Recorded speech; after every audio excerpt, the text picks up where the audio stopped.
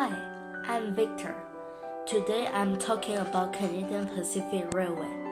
CPR has a long history.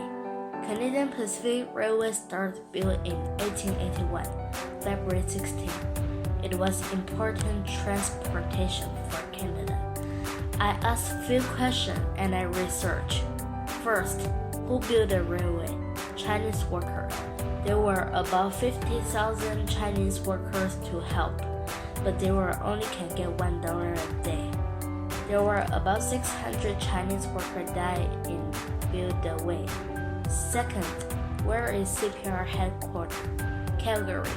Calgary is a big city. Third, how long was CPR and what is CPR Connect? CPR was covered 8,700 kilometers. CPR connects Canadian Pacific System and Northern America. Okay, let's start. Watch the video.